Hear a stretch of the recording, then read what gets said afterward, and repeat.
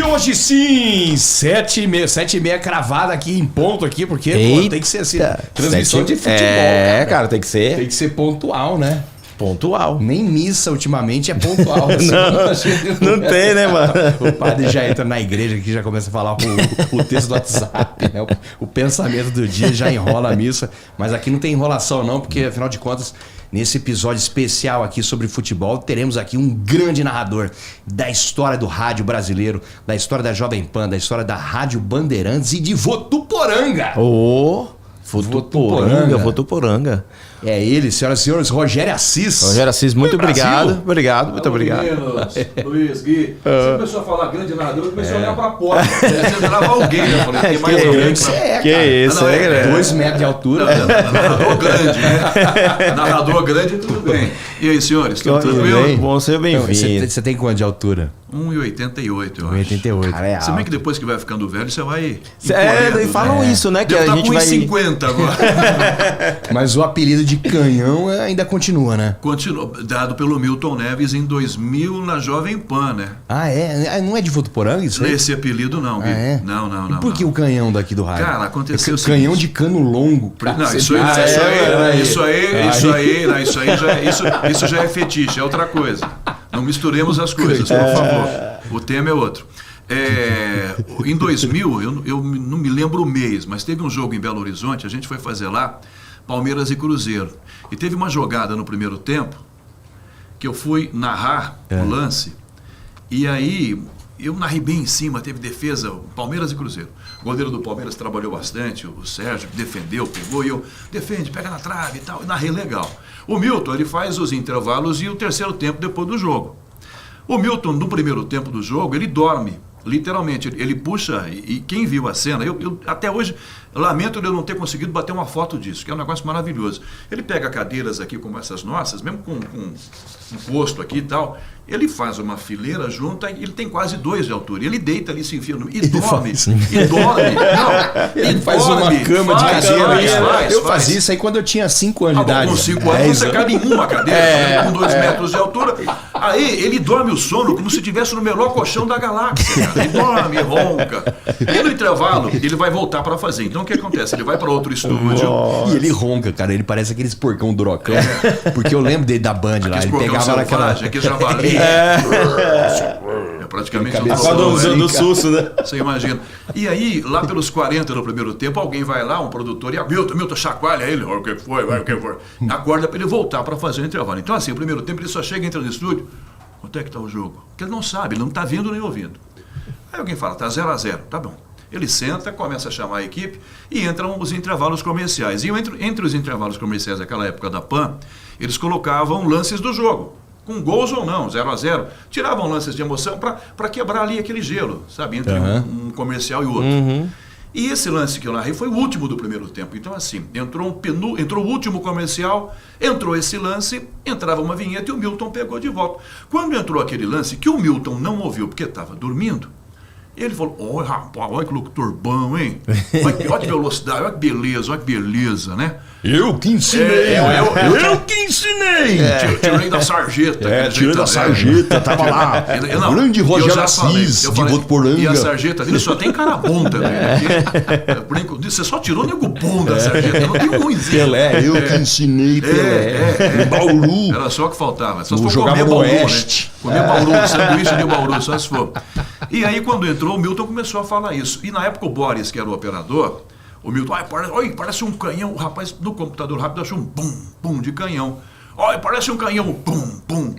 Aí o Milton começou a me chamar de canhão, velho. Aí pegou, já né? pegou. O canhão do rádio. Então é isso aí que a gente escuta lá na Rádio Bandeirantes. Isso também vale para homem feio, então pode ser que... Tem aí, pega lá aquilo que é a sogra, minha sogra, o canhão. Mas eu Rogério, gosto tanto de sogra que eu queria ter mais, minha mulher não deixa. Minha mulher não vai deixar. Aliás, espero que ela não esteja me vendo nem me ouvindo. Agora... Ainda mais agora que vai aumentar a pensão, né, de idoso. Vai, Gui, qual é? Como assim vai aumentar a pensão? Vai, Gui, vamos puxar para o próximo assunto. Vamos falar em tragédia. Você sempre começou no radialismo esportivo, no jornalismo esportivo ou era... Eu comecei a fazer fazendo técnica de som, né? Que era colocar na época disco, né? Ah, Nossa. Que era o LP. Era o vinil, né? Que ele aquela fechava. bolachona preta com furo no meio. Você fazia a troca. 1979, antes de Cristo. Rapaz. É diferente. O cara hoje aperta o botão, a hoje, música. e o cara hoje No arquivo, conseguem fazer barbeiragem com isso, né?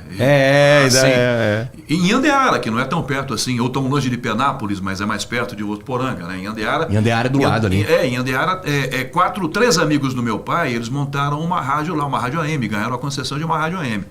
2 desses 3, eram casados com filhos na mesma faixa etária, 12, 13, 14 anos. E convidaram meu pai para ir para lá. Meu pai era funileiro, cara, pintor de carro, sanfoneiro, e gostava de rádio. Ia nos programas caipiras lá, ajudava a apresentar, enfim. Vamos trazer ele com a gente. Meu pai tinha um apelido de Oscarito, que era graças ao Oscarito do Grande Otelo, daquelas chanchadas, porque não é porno chanchada. A chanchada que é de comédia, só comédia. Comédia aí o pessoal mistura canhão com essas coisas e fica um negócio perigoso. Canhão de cano fica um negócio estranho. Pauta, né? Aí, cara, meu pai tinha esse apelido que era muito parecido na adolescência, na juventude, e os amigos colocaram. Meu pai foi para lá e eu era o mais velho dos filhos, né?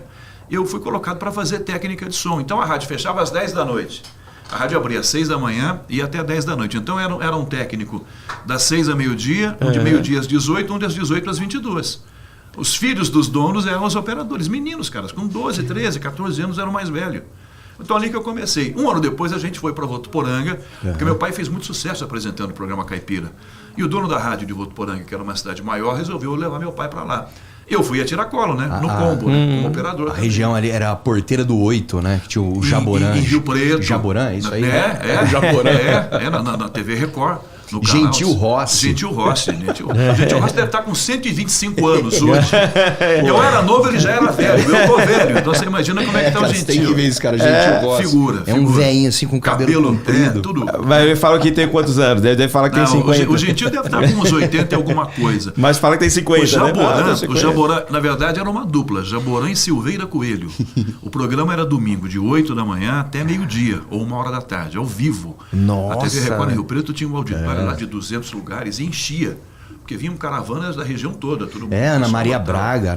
Era rádio, mas tinha platina. Não, era TV. A TV Record, já, né? A TV Record da região ali, pegava em 50, assim, cidades ali próximas à região. Mauri Júnior. A Mauri trabalhou lá também. Que legal, velho. Nossa, lá. Aquela região boa, o Gui Santana daquele perto.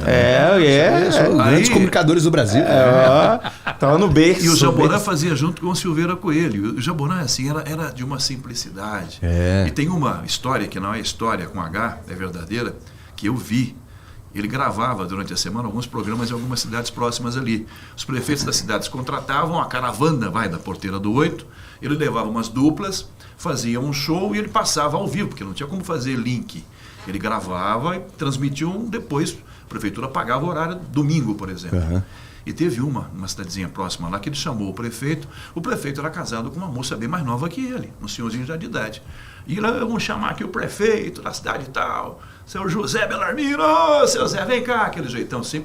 O seu Belarmino, cadê a primeira dama, prefeito? Entra. Quando começa a vir a moça, o Jaborã, aí vem a primeira. Nossa, prefeito, o senhor não é fraco, não. Jeitão simples dele, mas ficou um negócio constrangedor, né? Ele olhando pra primeira dama com aquele zoião gordo. Nossa, é maravilhoso esses programas de interior, cara.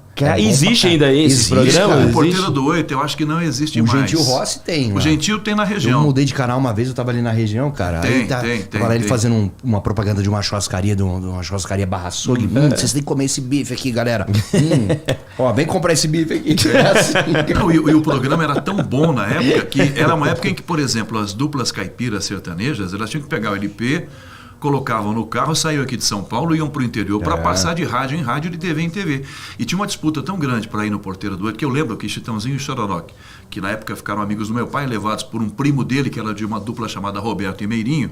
Chitãozinho e Chororó apareciam em Votuporanga e domingo queriam ir no Jaborã. E a gente uma vez foi com eles. Eu já acompanhava meu pai, enfim, já ia junto. A gente chegou no Porteira do 8, o rapaz da produção falou, olha, precisa ver se vai dar tempo de vocês cantarem. Porque tinha Bilionário Zé Rico, Mato Grosso e Matias, João Mineiro e Marciano, Fora os calouros da região, que tinha um programa de calouros. O programa tinha 3 horas de duração, mas era... Então, Chitãozinho e Chororó cantou no final e 2 músicas só, cara. Porque não eram os Chitãozinho e Chororó de hoje, né? Mas, enfim, o programa era muito concorrido, tinha muito patrocinador e muita audiência. É, legal pra caramba. Você passou por ali também, pô. Isso aí é história. Era muito bom. E, tipo, eu não sei se o Faustão começou com os programas no interior assim também, né? Tipo, o Faustão, não, eu acho que ele já veio, porque depois ele veio para Campinas, Rádio Brasil de Campinas. Ele começou a fazer esse esquema, que era auditório, na antiga Rádio Excelsior, que era da Globo, da Rádio Globo, do Sistema Globo de Rádio. O Balancê, ao meio-dia, que o Osmar Santos criou e que deu para o Fausto apresentar. Então ele era feito... Paris já fazia isso. Sim, já era. Ela era produtora da rádio. Safenados e Safadinhos. Safenados e Safadinhos foi depois na TV Bandeirantes.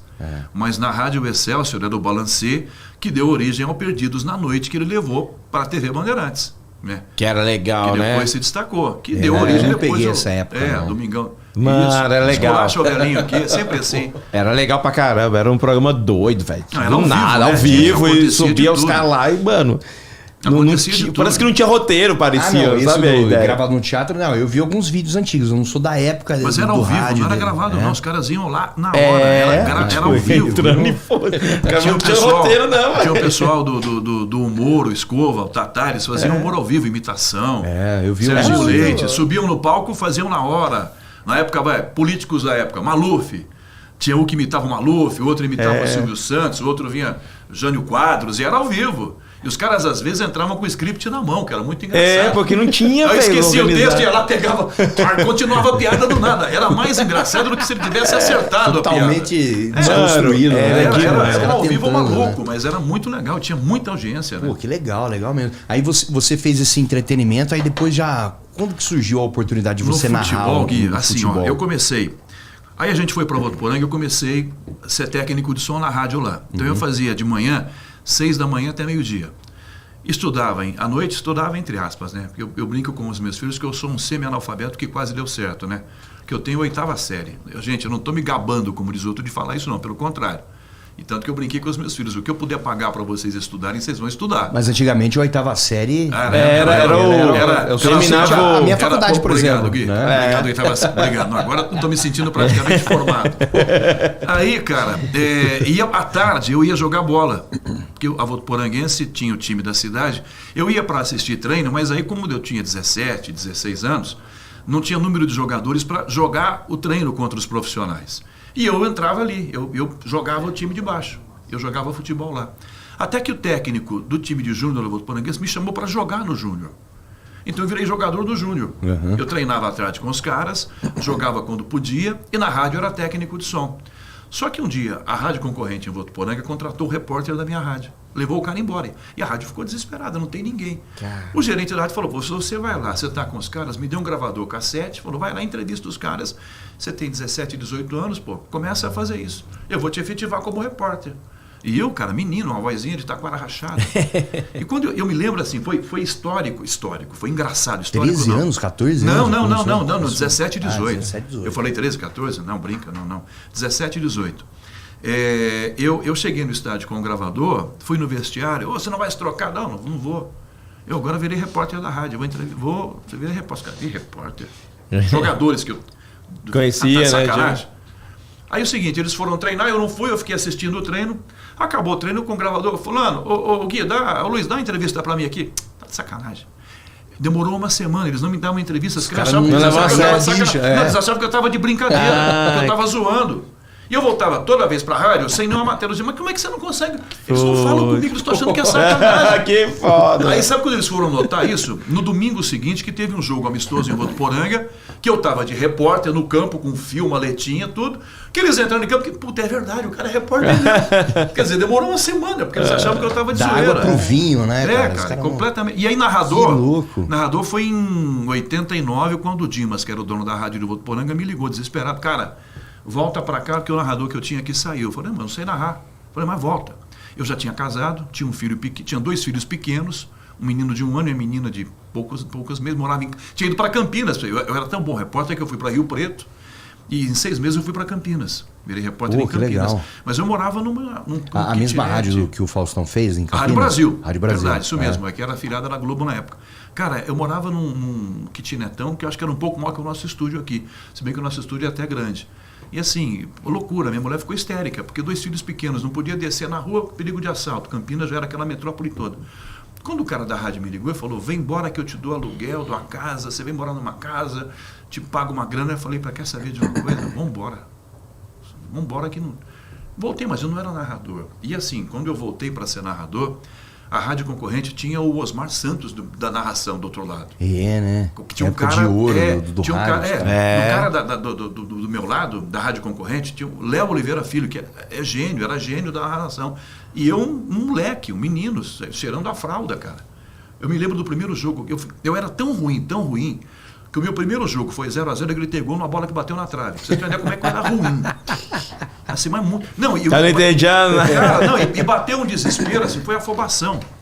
Porque as pessoas que me conheciam por causa do meu pai, que já tinha um nome na cidade, tudo, estádio do interior pequenininho, cara, o cara encosta na arquibancada, ele dá com o peito aqui na tua cara, ele tá te vendo, ele te vê, ele te ouve ali embaixo.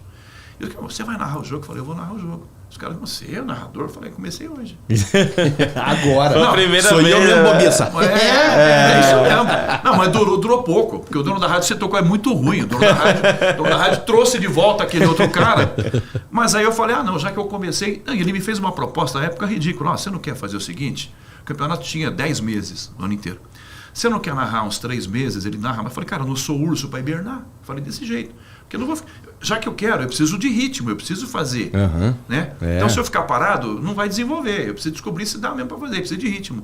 Cara, e eu dei tanta sorte, meninos, que teve um jogo no domingo seguinte, que tinha um jogo envolvendo Francana.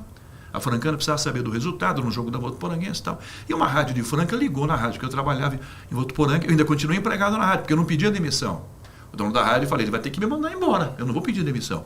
E eu escrevia a página de esportes no jornal dele. Então eu ia lá no mesmo prédio, escrevia, cruzava com ele no corredor, fazia de conta que nem conhecia ele. Olha, eu era uma babaca, pai. Eu esnobava o dono da rádio, louco para ele mandar embora. Quando essa rádio ligou, a menina da recepção, o cara da rádio de Franca, tá? Falei, preciso de um cara aí domingo para informar o jogo, é no mesmo horário, você não informa? Te pago, vai, R$100 a época. Beleza, bota na minha conta aí. Pego o equipamento na rádio, uma maletinha, microfone e vou fazer, não tem problema nenhum. E fui pro estádio. Só que eu dei tanto azar ou sorte que um jogo terminou primeiro que o outro. Então, lá terminou primeiro e faltavam uns 5 minutos em Votuporanga. E eu narrei aqueles 5 minutos. Mas foram 5 assim, minutos. Assim, mas o problema foi... Então, te lançou mesmo, segunda-feira, sem telefone celular, telefone fixo, eu liguei pro cara e falou, vem cá. Tô precisando de um narrador, você não quer vir aqui? Na hora veio assim, esse cara deve ter um cara muito ruim lá, né? Porque o cara tá querendo eu. Quer dizer, tipo assim, eu sou melhor que alguém, porque se ele quer me contratar, tem alguém pior do que eu. Já botei eu não sou tão ruim assim então, né? Vambora. Falei, não, topo. Você faz basquete? Franca, capital do basquete. Faço, cara, eu só sabia que a bola tinha que entrar naquele buraco redondo. Não sabia nada de basquete. Mas se eu falo não, eu perco a chance com 2 filhos pequenos para cuidar. Então, mas narrador não é um negócio muito... É um negócio muito específico, né? Gui, tem que ter dom, né, cara? Cara. É uma profissão artística, mas assim, você tem que ter... Óbvio, a aptidão ajuda. O vocabulário, né? Porque se você não narra assim, aí tocou a bola para outro, você vai floreando muito mais. É que nem você é a imagem do ouvinte, né? Você tem que fazer para ele a imagem do ouvinte. É que nem o Galvão Bueno quando foi narrar o UFC, que não rolou bem. Né? Que os caras falavam assim, mano, ele não sabia, porque provavelmente o futebol entende. Tem o vocabulário, tem os termos. Mas no UFC, velho, ele não sabia. Existe a técnica. Vai bater. Aí entra mais no lance da emoção. Vai dar o jab. E aí quando eu fui pra Franca, assim, eu comecei... Aí não dá, meu amigo. Aí não dá. Eu fui fazer futebol, né? Eu fui fazer futebol. Tá por baixo, ele tá por baixo. Vem pegando firme o Shogun. Haja pulmão, o cara socando aqui no outro. Haja pulmão, nem coração. E quando eu fui pra Franca fazer... Tem que prender a coração. Senão a gente não para aqui. É diferente, né? É verdade. Ele não para. Aí, velho, eu cheguei lá e falei, e se sobrar um basquete pra mim? Tô lascado. E o basquete é o principal esporte da cidade. Então o que eu comecei a fazer? Eu comecei a ir à quadra ver os jogos de basquete, era Ravel e Franca na época. Chamava o time. Ravel era uma fábrica de calçado. Eu peguei uma prancheta, desenhei uma quadra eu ia ouvindo, o narrador da minha rádio que fazia basquete era muito bom. E anotando só Eu ia anotando o vocabulário. Opa, peraí, zona morta é isso aqui, que é aquela lateral, né? Passe picado é isso, que é o passe que o cara dá no chão pro outro pegar. Peraí, bandeja é isso. Eu fui anotando as coisas. Porque é o seguinte, pra mim, a hora que sobrar, eu não vou gritar gol, né? Quando a bola entrar no buraco, eu vou falar assim. Então, eu posso não narrar no ritmo do cara. Foi sexta, como se fosse gol, né? Como em Votuporanga, a gente brincava com um narrador que teve antes, falava, cara, você é tão burro que vai narrar vôlei, a bola bate na rede, você grita gol.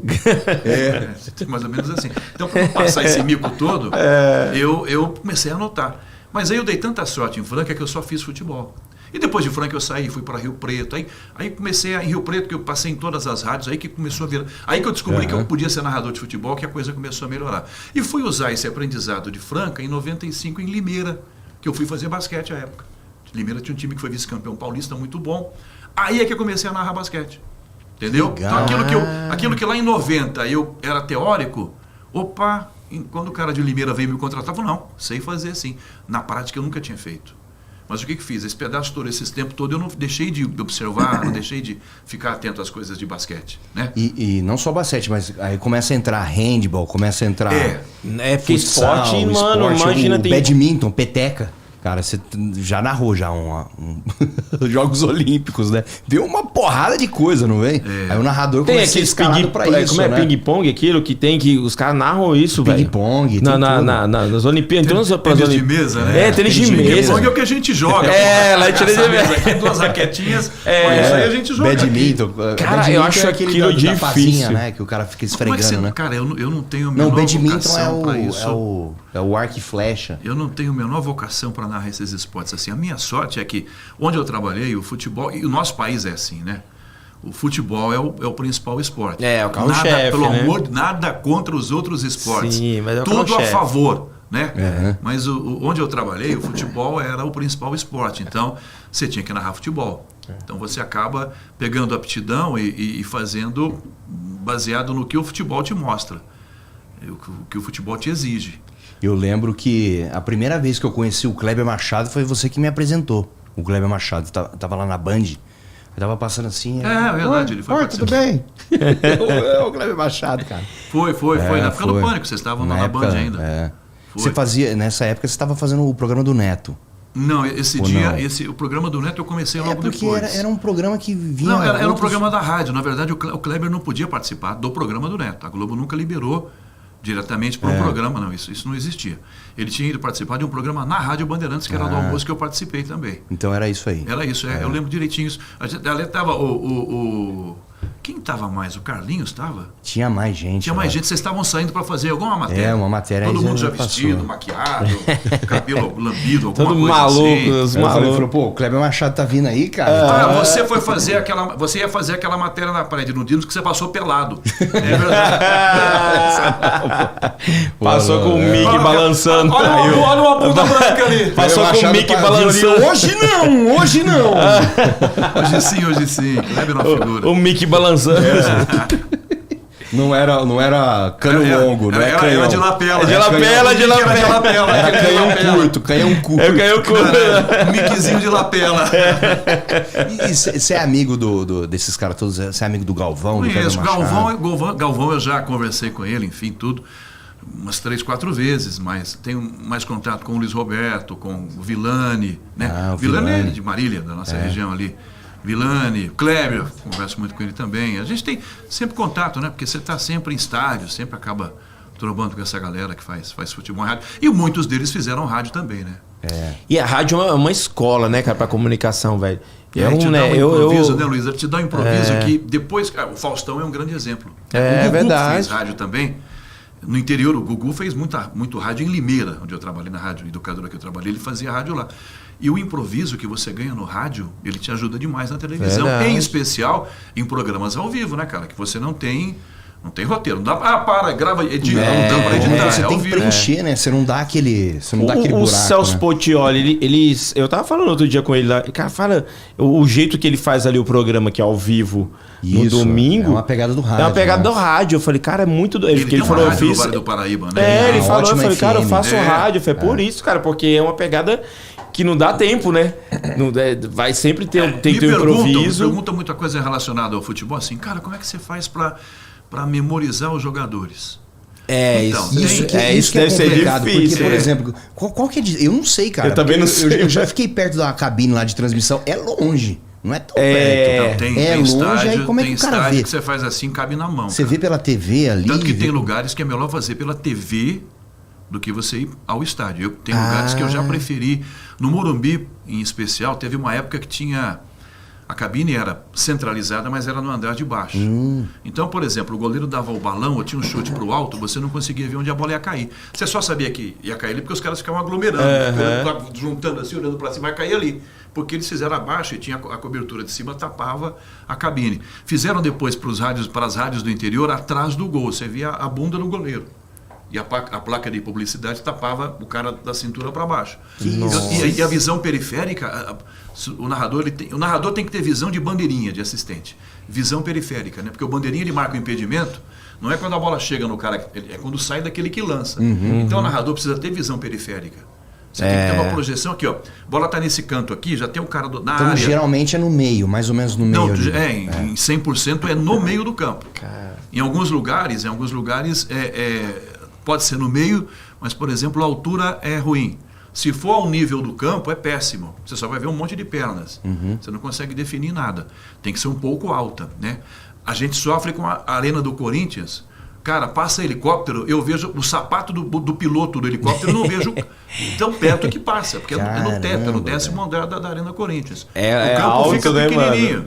Não, esse estádio aí mesmo falaram que foi mal projetado, né? Que foi feito assim meio que às pressas, aquele negócio lá da Copa. O estádio que foi, ele é bom, mas ele podia ter sido... Talvez o exemplo que dizem é a Arena do Palmeiras, né? O Allianz, porque o Allianz é menor, mas ele foi feito com um menor espaço, numa acomodação boa, numa capacidade boa. Poderia ter sido esse modelo. Mas a Arena do Corinthians foi feita para a Copa, então tinha que se fazer logo alguma coisa, né? Então fizeram o estádio. Eu me lembro do campo da Portuguesa, o Canindé, que vai voltar agora, que a Portuguesa voltou para a primeira divisão. Foi vendida, né? Não sei foi vendida a Portuguesa? Foi vendida em virou SAF, né? SAF, sei lá, um grupo. Que é o mesmo processo, o campo da Portuguesa à noite, cara, era um negócio... A cabine da Jovem Pan, na época, pela Bandeirantes eu não fiz ainda. A cabine da Jovem Pan era muito para a esquerda, aqui, quase na Marginal Tietê. E eu brincava, atenção, você que está em sentido Vila Guilherme, trânsito bom, porque o campo não dá para ver, velho. Já mandava a notícia você no sentido do trânsito. Eu fazia prestação de serviço. E aí tem aquela churrascaria na Marginal, né? Eu saía com o nariz cheio de carvão, porque a chaminé estava no meu... Eu saía cheirando churrasco. Olha, picanha. Eu comia a fumaça que vinha. Picanha tá na promoção hoje. Eu inalava a picanha, o cheiro da... E o campo, do lado de lá na cabine, naquele lateral direito lá no fundo, o jogador era tudo japonês, tudo igual, velho. Dá pra você ver nada. Você não tinha... A bola tava lá e os caras... Você jogava qualquer nome. Porque narrador tem muito isso também, o de rádio. Às vezes você joga alguns nomes meio que... No filho, o cara tá no ataque, filho, né? Porque você... Mas aí existe uma certa técnica, que é a de memorização. Copa do Mundo, a gente viveu isso agora. A gente está vivendo agora com essas semifinais aí. Muitos jogadores de seleções inferiores, como Coreia, como Japão, Marrocos, jogadores que você atualmente não vê jogar. Diferentemente de um Mbappé, de um Giroud, de um Varane, né, de jogadores da França, de um Messi, de um Di Maria, jogadores argentinos, até os brasileiros. Então você não está habituado com a imagem deles, você não consegue pegar deles um jeito de correr, a modo da meia está mais para baixo, o capitão tem que jogar com a faixa aqui. Então o que eu faço? Imagino que os outros narradores tenham também as suas técnicas e podem ser parecidas com essa aqui que eu uso. Times desconhecidos, quando eles entram em campo, eu já estou olhando para os caras. Peraí, o Gui, o zagueiro, é careca. O Luiz, o lateral esquerdo, loirinho. Aí você vai anotando o careca. Não, grava de cabeça. Tento colocar aqui. O Palmeiras tinha uma época que a gente sofria, eu falo por mim, no meio campo tinha 2 jogadores. Um chamava Sandro Silva e o outro Jumar. Não era Gilmar, era Jumar. Os caras eram idênticos. Assim, Mano, eram negros, parecidíssimos, óbvio, o uniforme é o mesmo. Às vezes um jogador entra, hoje em dia tem isso, né? Um entra com chuteira amarela, o outro com chuteira verde. Esses 2 entravam com a mesma chuteira. Nossa, igual. Cara, eles, um era volante, o outro era meia. Então eles jogavam um do lado do outro. E acontece do cara sair daqui, vir pra cá, o outro vai pra cá. Então, velho, quando esses caras tinham uma falta, um escanteio, você tinha que olhar para um deles e memorizar um. Aquele que você memorizou, um exemplo, é o Sandro Silva, o que está lá atrás, se aparecer de surpresa, é o Jumar. Então você memoriza um. Não dá para você procurar os 2, você procura um.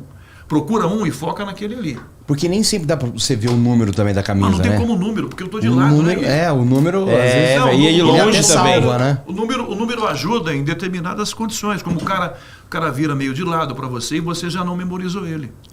Eu cometi um mico na época da Jovem Pan, assim, gigantesco. Me lembro de um jogo, eu e Espímpolo fazendo reportagem lá embaixo.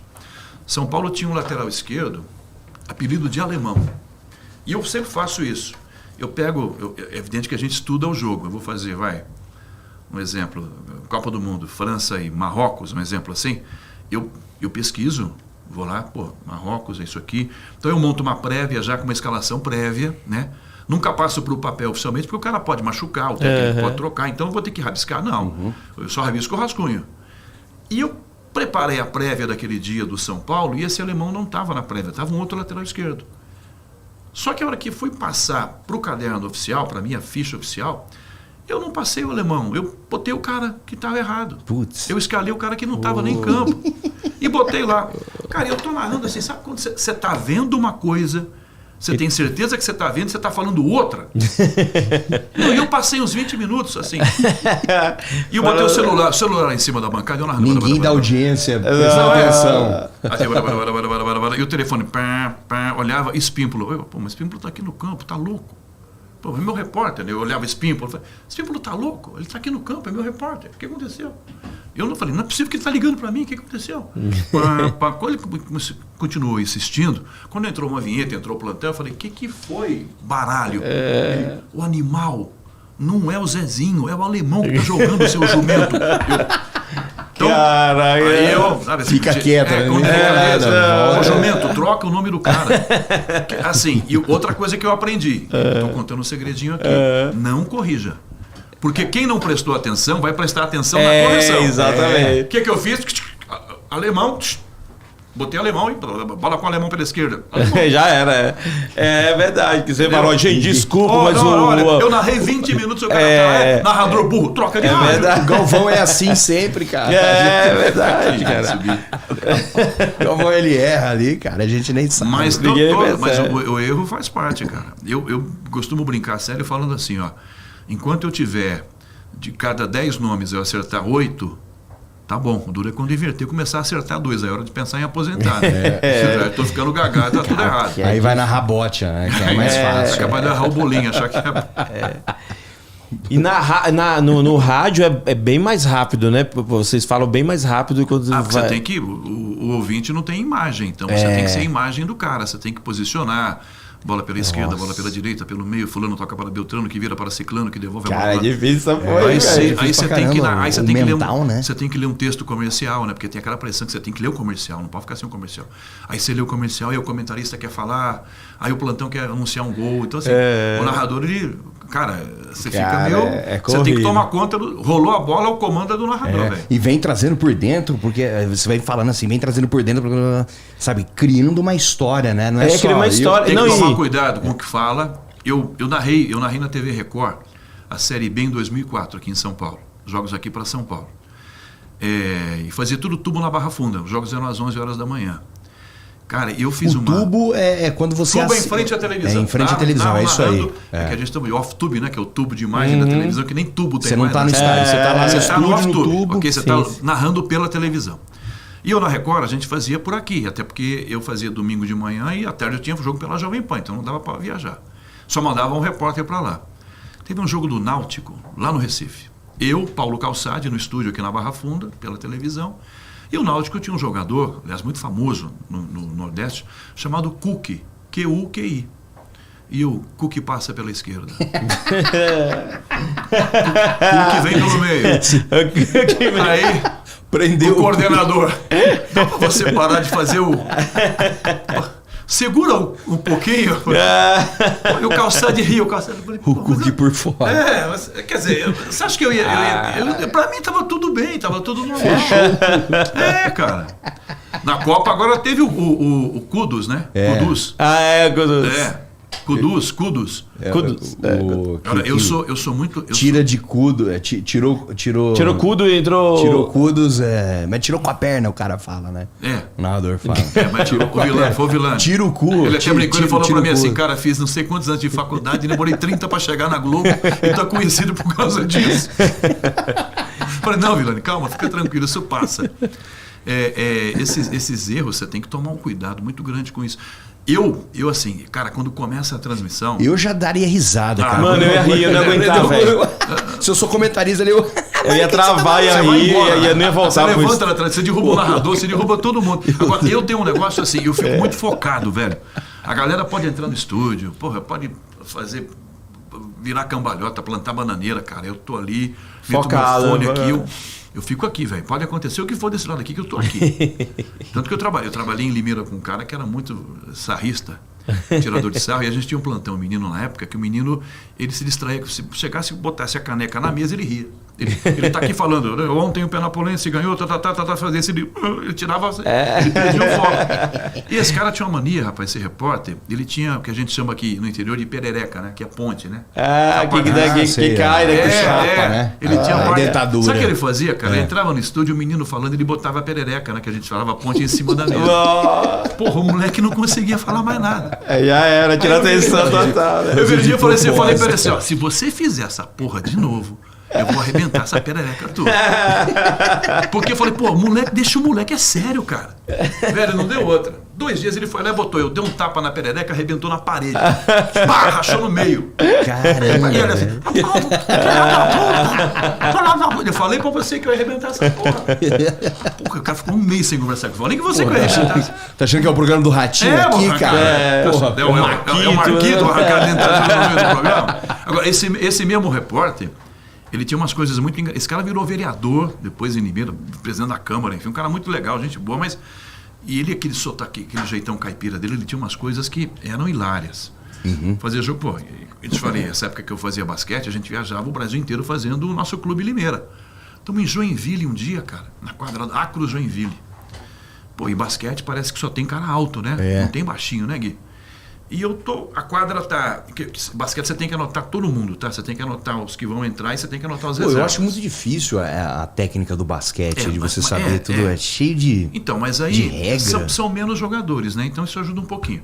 Então o que eu faço, cara? Eu anotava todos, né? Então tinha a ficha de todo mundo. Só que esse dia, a mesa, o banco, estava do lado de lá. Então os jogadores do time de Joinville eu não conhecia. Os de Limeira eu tô habituado, mesmo com as reservas.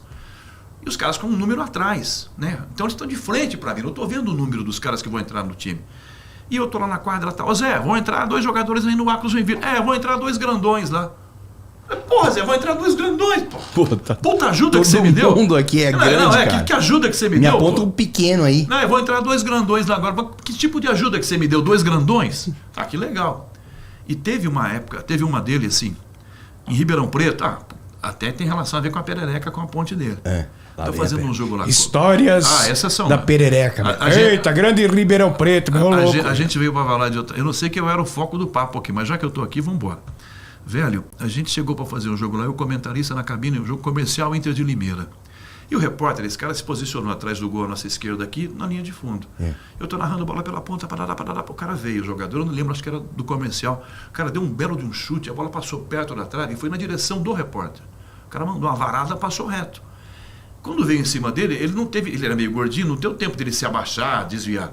Ele botou a mão na frente aqui para proteger o rosto. A bola bateu aqui e deu na boca dele.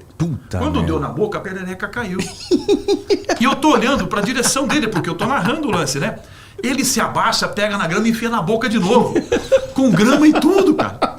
Aí o comentarista bota a mão no meu braço e olha assim e fala: você viu? Eu falei, eu vi. A gente no ar. Você viu? Eu falei, eu vi. Cara, ele engoliu com grama. Eu falei, vai ver que é um petisco, não sei. E vamos embora, e continuando a narrar. Galera não entendeu e a gente nada. andava atrás do campo. Não, a gente, piada ficou entre nós ali. E a gente ficou olhando ele no campo e ficava assim. Enquanto a bola tava lá, ele tirava e ficava limpando com a mão, cara. Porra, velho. O Boquinha. Repórter Boquinha, cara, queremos você aqui pra falar sobre essa história. Não, melhor não. Ele tá vivo? Não? Tá vivo. Tá bem vivo, ali. É. Bem vivo. Figura. Então, Boquinha, deixa aí, cara. Ele tinha histórias maravilhosas. Ele era... um dia no jogo ele... Pênalti pra Inter. Ele... Absurdo. Pênalti, claro. Então, se eu não tenho um pouco de sensibilidade, eu não consigo voltar depois. Ô, Rogério, e assim, existe alguma treta, por exemplo, de narrador com um jogador de futebol? A gente vê muito em televisão, né? Que às vezes o Neymar ele fica meio puto lá com o Galvão Bueno, né? Mas assim, do rádio não tem muita treta, ou tinha alguma treta? Comigo, eu tive uma vez com o Vanderlei Luxemburgo. É mesmo, cara? 2002. Ô, até louco. foi na época da Copa, que a Jovem Pan não fez a Copa. E a Jovem Pan contratou vários técnicos para ir de madrugada lá, Leão, Luxemburgo, Candinho, o Godoy ia falar de arbitragem, o Parreira, Muricy. E a gente fazia uma mesa redonda de madrugada com o Milton, Flávio Prado, Karsug. A gente ficava... Você não podia transmitir o jogo, você não tinha direitos, mas a gente ficava assistindo e falava, bom, Brasil... Mas Brasil esse mesa redonda era pro rádio e também tinha pra internet, ou não? Não, só na rádio? época a internet não tinha essa força toda, não, era só Que rádio. legal, hein? A gente fazia no rádio, então, mas era uma mesa redonda, a gente falava... Bom, e a seleção agora acabou de fazer o gol, então, com o Ronaldinho Gaúcho, não podia narrar, porque você não comprou direitos de transmissão. Uhum. Então a gente fazia uma mesa redonda lá para conversar. E eu fiz uma crítica ao Vanderlei, que na época era técnico do Palmeiras, que ele chegou um dia e meteu o dedo na minha cara, um dia lá de madrugada. Eu falei, que porra é essa? Não sei o que. A gente teve uma treta, discutimos e tal. Caramba, velho. Eu falei, não, cara, não falei. Eu não falei. Disseram a ele que eu tinha dito uma coisa que eu não falei. Uhum. Entendeu? A crítica, claro, eu jamais vou falar da pessoa, eu posso criticar o profissional. Para mim, se técnico é ruim, se o jogador é ruim, não serve para jogar em tal time, não tem futebol para jogar nesse time. Ok, mas eu não posso levar para esse lado, não é isso. Né? E a gente teve uma treta lá. Treta. Eu tive no Palmeiras uma vez, cara, que foi um negócio até que me deu um baita de um problema. O Valdívia estava no Palmeiras. O Valdívia era meu vizinho. Eu morava ali na Pinagés, ele morava na Imberê. Isso, que sorte a sua. Aí, velho, teve um jogo em Rio Preto, aliás, teve uma semana que Rio Preto teve 2 jogos do Palmeiras. Um com o Guarani, outro com o Guaratinguetá, que naquele ano, acho que 2008, o Guaratinguetá estava bem, apareceu até com muita ascensão no futebol paulista. E o Guarani tinha um time para cair, e eu fui lá fazer pela Jovem Pan nesse final de semana e voltei no outro para fazer o Guaratinguetá. Uhum. O Guarani tinha um time muito ruim. Aí o Palmeiras enfiando... Primeiro que quando o time foi entrar em campo, a molecada, aqueles meninos, ficam ali na beira do campo esperando o jogador. E os meninos têm aquela fissura, né, cara? Pô, o Valdívia era o principal nome do time. O que fez o Valdívia? Eu estava vendo, da cabine, ó, vai entrar em campo o Palmeiras, tal. O Valdívia passa por trás dos meninos e corre para evitar os meninos, cara. E entra correndo por outro lado, pro campo. E os meninos estão ali para esperar ele, cara. Sabe? Era só isso. Aí eu falei, olha que absurdo que o Valdívia fez. A molecada chorar. Falei, pô, que coisa mais idiota, cara. Falei isso. Aí no jogo, se não bastasse isso, no jogo, lá pelos 40 do segundo tempo, o Palmeiras enfiando uma chacoalhada no Guarani, ele começa a fazer gracinha com a bola, que, tipo o Edilson contra o Palmeiras no Morumbi. Aí eu falei, olha lá o Valdívia, que absurdo, pra que fazer isso? Mas eu extrapolei, que eu falei assim, se sou jogador do Guarani, eu meto a mão na cara dele, enfio a porrada nele, falei no ar, cara. Eita. Aí já foi uma treta. Instigar a violência.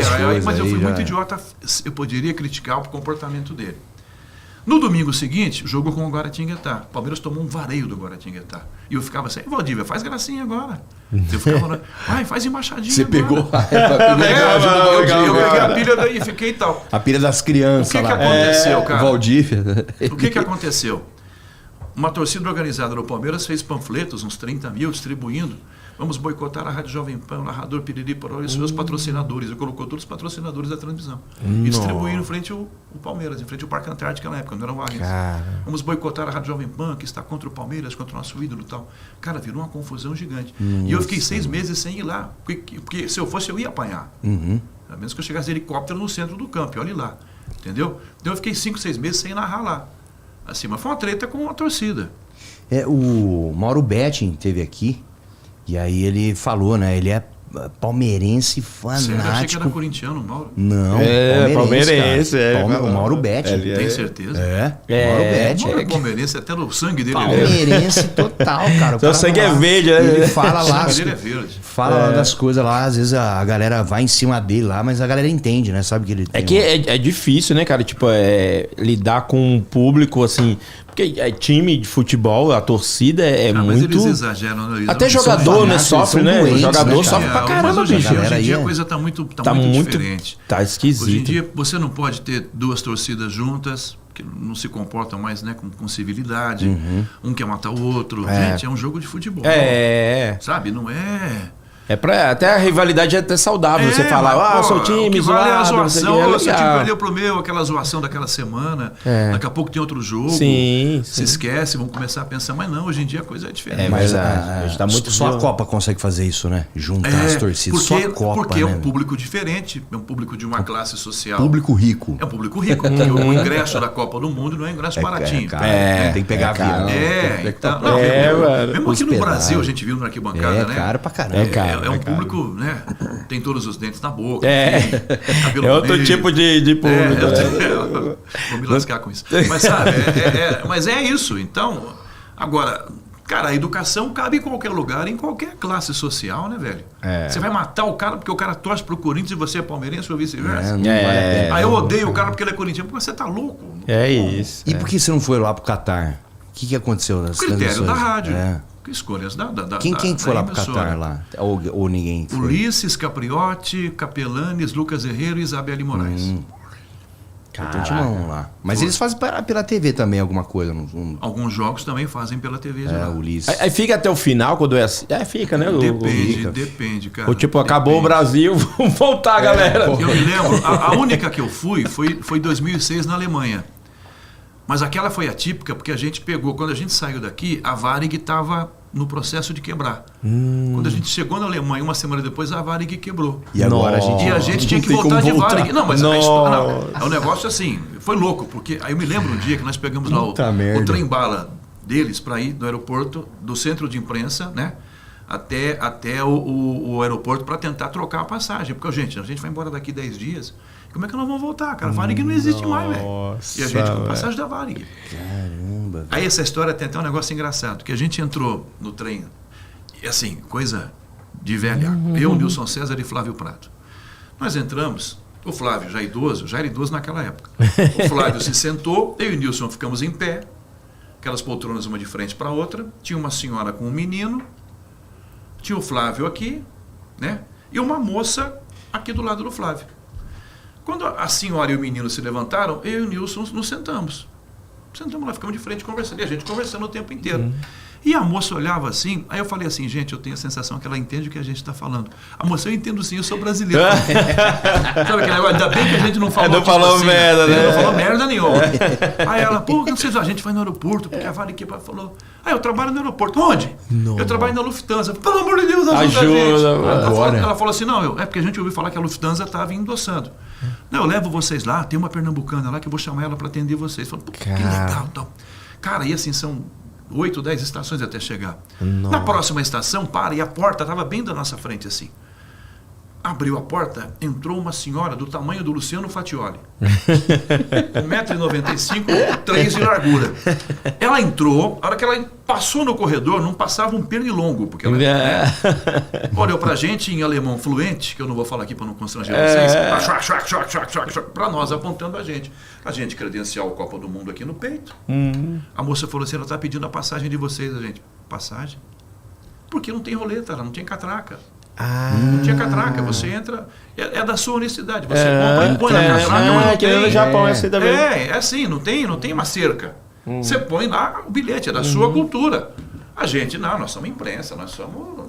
Estamos de boa. Estamos de crachá aqui, credencial aqui eu rodo o país inteiro aqui. Ideia, um dia eu comprei... Me cobrir a Copa. Um dia eu comprei um bilhetinho para guardar de recordação. Eu peguei, arranquei aquele bilhete que estava dentro do crachá, que era um plástico assim, parecia uma bolsinha. E dei assim, a moça olhou para mim assim, ela falou assim, não, mas não é esse não, moça. Eu falei, mas é o único que eu tenho. E os outros dois também não tinham. Aí, em alemão, a moça brasileira falou, eles estão da imprensa, não sei o quê. A Fatiola. Sei. Jeitinho brasileiro aqui. Sei. Rio de Janeiro, Cara, virou Brasil aqui. A Fatiola meteu o dedo no nariz de um por um de nós três.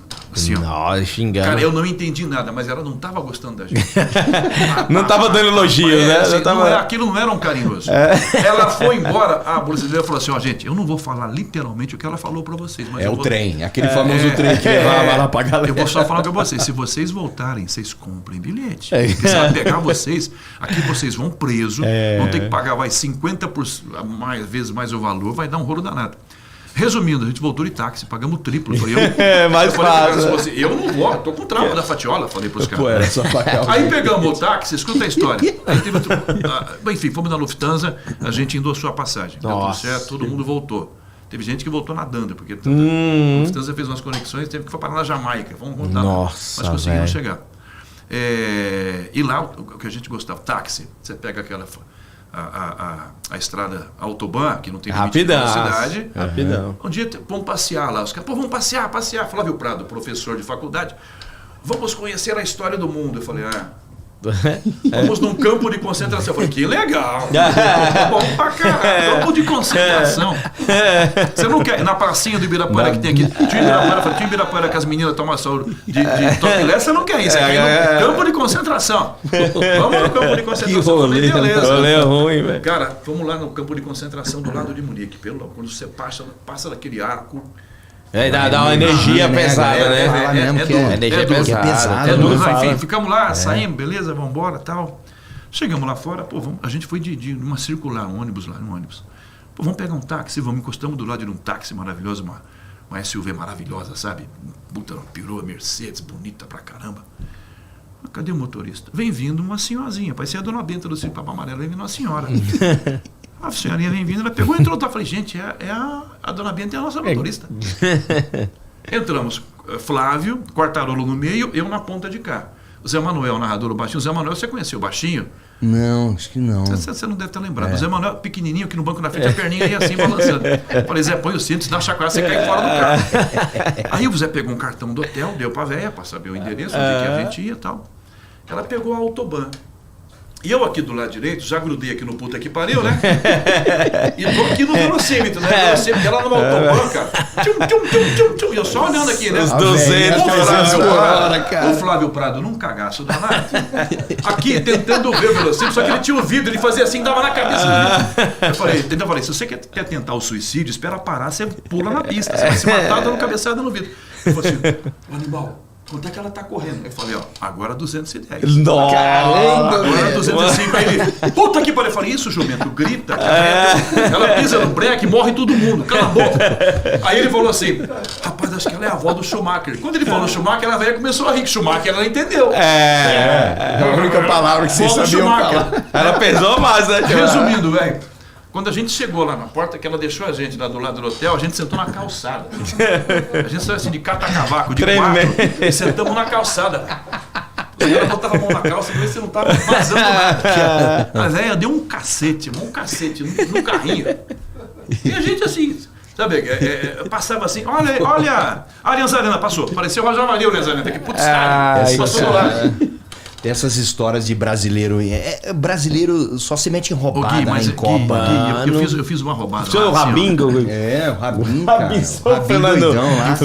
Eu fui praticamente expulso. Eu fui quase expulso de um supermercado lá, velho. Olha só o que eu fiz. Um dia eu e o Zé Manuel e o Quartarolo, a gente saiu do IBC, a gente pegou o Catacorno. O Catacorno é o ônibus que leva a gente, né? Por que chama Catacorno? O cara fica fora de casa 40 dias, velho. Catacorno. O ônibus nem parece. Pegamos o Catacorno do IBC até um shopping lá que tinha um baita no supermercado. Porque a gente ia comprar água no IBC, nas maquininhas, primeiro era muito caro e só saía água com gás. Como a gente não sabia ler o que estava escrito, pegava, apertava a primeira. Eu falei, gente, vamos no mercado, a gente descobre. Como é que você descobre? Eu falei, deixa comigo, eu falei pros caras. Você não sabe nem português direito? Vamos comigo. Vem na minha. Fomos nós três. Eu falei, no corredor de água, eu falei, vocês ficam do meu lado. Essa é com gás. Essa é com gás também. Opa, essa aqui não é. Olha que sacanagem. Opa, essa aqui não é. Pega dessa aqui, não é. Era só apertar assim, né? Abrir a tampa. Essa é com gás. Fecha e botar de novo. Olha a sacanagem. Aí, velho, Mentalidade, 12 anos de idade. Guardamos o rótulo. Me apresenta um modo mais fácil de descobrir que era. Pô, era só abrir a garrafa. Eu abria, fazia com gás, fechava de novo. Não fazia nada. Essa aqui é nossa, vamos levar essa aqui. Aí os caras, vamos comprar mais umas coisinhas, vamos. Os caras foram pra lá, pra cá, pera, tô por aqui e tal. Vem ali, tinha 15, 20 dias e comendo aquela comida gordurosa, aqueles chucrutes, aquelas porcarias, sanduíche. Rapaz, eu tô lá no corredorzão assim, pegando um negócio. E sabe quando deu aquele tremor? Revertério. Aquele terremoto assim, Aquele refluxo, né, cara? Aquele de magnitude, sabe assim, aquele que você percebe. É que você não espera, né? Você não espera. Aí, erupção que vem subindo aquele vulcão, você percebe aquela lama, aquela larva vindo assim. Vem de Rapaz, eu tempo de fazer assim, eu olhei pra cá, ninguém. Olhei pra cá, ninguém. Falei, vai ser agora mesmo. E joguei a bomba no mundo. Quando eu joguei a bomba no mundo, dentro do mercado. Não caguei na calça, eu peidei. Mas eu soltei um peido assim. Porque é normal lá, né? Os gringos lá, às vezes dão um barrão. Porque o chopp é quente, velho. Os caras bebem chopp quente lá. Chopp é no meio da gôndola. É quente. Não tem como você não peidar lá. Aí é o seguinte, eu já caguei narrando um dia. Aí, cara, eu soltei um baita eu soltei um torpedo, eu soltei uma bomba atômica gigante. Aí comecei a escutar. Quando eu olho pra baixo, tinha uma velhinha aqui atrás. Eu peidei na cara da velha. Eu não vi a velhinha. Ela estava agachada. Visão periférica de narrador, mas não funcionou aqui atrás. Não tinha retrovisor. Cara, a velhinha levantou e apontava o dedo pra mim. Eu vazei. Edita. Isso aí. Atenção, para. Aí então a velhinha levantou e começou. A velhinha começou a me xingar, cara. Eu fui embora, velho. Achei os caras, bora, passa. Os caras no carro, deixa eu passar primeiro. Passei primeiro e tal. Nisso vem vindo a velhinha com um guarda do supermercado de longe apontando pra mim. Cara, eu vazei lá pra fora. Falei, pô, vou ser preso porque peidei na cara da velha. Cara, negócio absurdo. Pô, mas isso é muito coisa de brasileiro, mano, mesmo, a gente brasileiro. Não é possível, a gente tá né? fora. Cara, mas não tinha como, eu não tinha outra alternativa, velho. Eu tava naquele desespero. Eu olhei pros lados, não tinha ninguém aqui. Porra. A mais próxima tava 20 metros, outro 40 também. Vai ser aqui mesmo, cara. E pá, comecei a estudar. O shopping vindo do chão. Quando eu olhei, a velha, ela desse tamanho, tava agachada na gôndola pegando alguma coisa. Eu caguei em cima da velha. Até hoje já deve estar. Quero pedir, dona Fritz, eu quero pedir desculpa, senhora. Foi sem querer, dona Fritz. Foi sem querer, não foi por maldade. Não foi, eu precisava. E falando assim, a gente tá quase encerrando aqui, ó. É verdade. O Brasil, né, cara? Mano, isso é tristeza, né, cara? Mano, eu fiquei triste demais, cara. Vocês entraram em depressão? Eu tava até pensando em viajar. Aniversário no dia, cara. Eu tava fazendo É aniversário verdade, no dia. Parabéns mano. pra trás, Pode crer, parabéns. Aniversário lá, fiquei lá sozinho assistindo. O Brasil perdeu. A gente até cogitou ir pra lá pra cobrir a final. Lembra? A gente falou, vamos lá cobrir a final. Vamos. Os caras vão falar, beleza, a gente vai emitir a passagem aqui, vai o podcast. Olha lá. isso, velho. A gente perdeu por causa dos caras lá. Fica pra 26, então. Agora só daqui a 4 anos? 4 anos lá nos Estados Unidos. México, Canadá e Estados Unidos, né? Cara, vai ser em 3. É verdade, bicho. Que doido. Isso nunca aconteceu, né, também? E com 48 seleções, né? Um negócio absurdo. E parece que já tem a próxima já, que vai ser no Uruguai, depois a outra. Já... Vai ser aqui. Vai ser tudo na América. Mano. É um evento comercial, né? Vai ser umas 3 Copas seguidas, tudo aqui. Hoje em dia é extremamente comercial. Assim, do tipo, os países, eles brigam por ter esse evento porque geram vários benefícios. Compram, né? O Catar pagou caro para ter o evento. A ponto, por exemplo, de vetar a cerveja com álcool um dia antes de começar a Copa. É verdade. Mano, absurdo. Isso aí foi... Não ter cerveja, cara, não ter álcool no bagulho, cara. E o prejuízo da FIFA é gigante, porque... os maiores patrocinadores... Esse contrato com essa cervejaria é gigante. Budweiser. A Budweiser tinha mandado, ia mandar, né? É um contrato assim, anual, mas vale caminhões e caminhões de grana, velho. Que coisa, imagina, né, a treta do cara... Lá eles mandam, né, velho? No Catar, não vai ter bebida aqui, pô. É o planeta deles. O que é? Não, você não vai. Os caras têm medo do quê? Da galera tirar a roupa lá, tirar aquela roupa? É cultural, cara. Mano, porque pra você ter ideia, assim, lá, tipo, não sei se exatamente no Catar, mas assim, as mulheres, elas têm que estar tapadas até aqui. Eu vejo isso lá no aeroporto. Não pode andar de mão dada. Não pode estar no bar. A mulher não pode entrar no bar. Uma camisinha lá custa um preço de um carro aqui, sabia, cara? É caro pra caramba, é caríssimo. Você não pode beijar se você não for casado. Você é casado? Tá beijando a menina. Você é casado? Não sou. Então, acho que deve ter muito cara que beijou a mulher errada lá, falando que ela, não, a gente é casado. Não, né, cara? Aproveita aqui. Não, mas, gente, é a cultura deles. É a cultura deles, Você vai na casa dos outros, você tem que se comportar de acordo com o manual da casa dos outros. Né? Como quando vão na tua casa, é de um jeito. É verdade. O país é deles. Às vezes você vai num lugar, tipo... Por exemplo, quando vão nos Estados Unidos, o jantar é, tipo, 6 da tarde. Porra, mano, não janto 6 da tarde. Sim, vou pôr aqui penal, mas é merenda. É merenda, né, meu? Eu falei, pera aí, mano. Mas você tá lá, você fala, tá bom, então vamos jantar, né? Depois eu vou no Mac. Eu almoçava 10 horas da manhã, sabia? Eu morei em sítio, eu almoçava lá. Meu avô comia 10 horas da manhã. Arroz e feijão, mano, é muito cultural, né, cara? E a merenda, na verdade, era 3, 4 horas da tarde. Você vai fazer a dobra, né? A merenda, né? Você vai, vou fazer a dobra aqui, que é comer de novo. Geralmente debaixo do pé de café, né? E o Brasil, eu vi o Neymar, né? O Neymar falou ficou assim, mal, né, ficou mal pra caramba, falando da galera. Eu acho que não tem muita união, né? Como assim, Gui? União dentro de campo. Tem. Porque, não sei, como cara. assim? Não, faltava 5 minutinhos. Só vacilo, você vai subir aí, cara. Vacilo. Não, mas ele deu uma dura que todo jogador poderia ter dado. Normal. União tem, os caras vacilaram. O que o Brasil sabe fazer bem, né? Todo aquele início de jogo, né? Tocar bola, que a gente fala, pô, o Brasil não avança, não ataca. Então, mas o grande problema, acho que na hora jogo, de segurar, não segura. Nesse jogo, o que o nosso time tinha que fazer, e era o que tentou fazer o tempo inteiro, e assim ele se deu bem. Tinha que virar ganhando o jogo logo. 1-0 no primeiro tempo. O ideal era fazer 1-0, com 15, 20 minutos, pronto, que você já mina o adversário e você já ganha uma confiança que te deixa mais tranquilo. Aí você vai enfrentar uma Croácia, que é um time pragmático. Gente, não é time de craque, não tem nenhum jogador genial, mas é um time pragmático, bem estruturado, bem treinado, taticamente é quase que perfeito, não tem grandes talentos.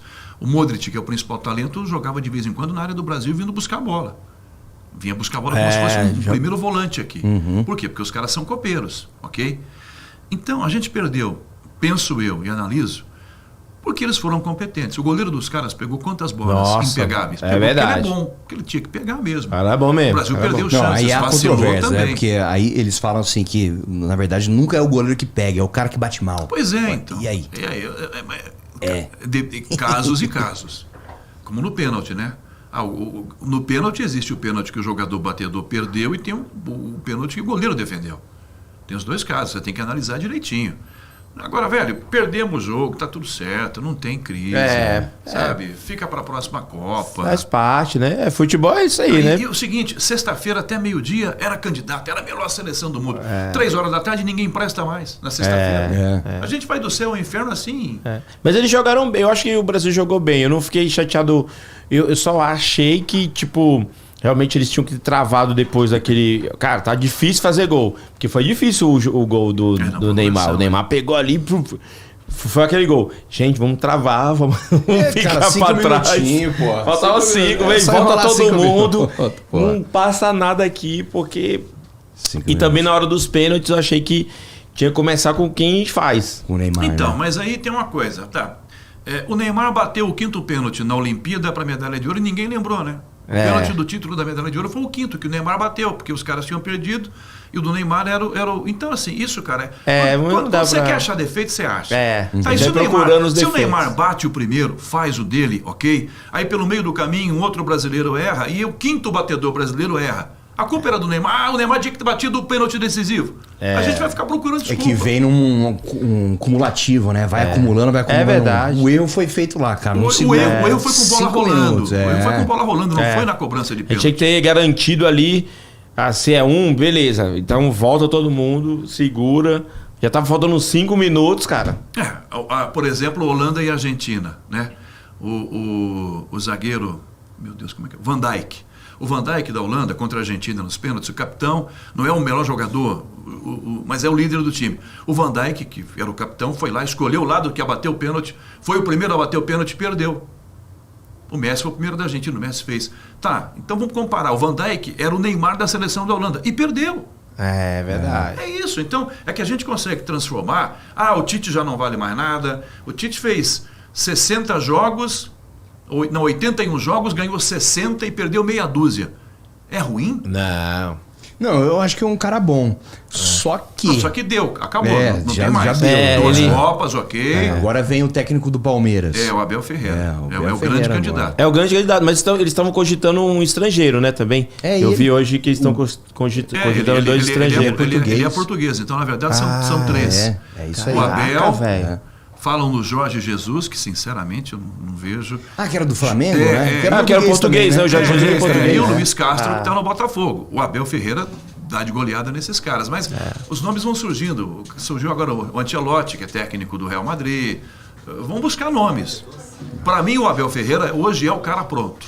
Porque ele já está aqui há muito tempo, ele já conhece a nossa cultura, conhece o nosso futebol e as torcidas conhecem o trabalho do Abel. Só que não pode ter interferência. Um técnico desse tamanho, o cara não vai aguentar alguém dar palpite. Contrata o cara, dá carta branca para o cara. Ele vai ter que ser contratado, ou ele será contratado sabendo que, olha, você não vai ter amistosos, por exemplo, contra grandes seleções, porque é bom isso para a CBF, né? A CBF, a seleção joga muito pouco. Ela vai jogar, acho que em março a primeira vez, depois 2 meses depois 3 meses depois para jogar a eliminatória. Então o técnico que pegar a seleção agora, ele só vai cair se ele for muito ruim. Se ele for muito incompetente. Pô, legal pra caramba. Vamos esperar a próxima Copa aí. Então, você vai tá estar chegando lá rapidinho. Canadá, Hoje em dia passa assim, velho. Eu volto de bengala. Oi, menino. Volta, vai. Aí eu volto com a pernereca naquele repórter. Já joga na grama. Sei comer grama. Pô, muito obrigado. Valeu. Obrigado, Rogério Assis, o canhão do rádio brasileiro. Canhão. Tá aí, Valeu, ó. minha gente. Toca aí. Obrigado. Abração. Valeu, obrigado. Valeu, meninos. Sugestões, mandem aqui que a gente sempre lê. Curte, compartilhe. Valeu, galera. Mais um Fortalcast. É nóis. Aê.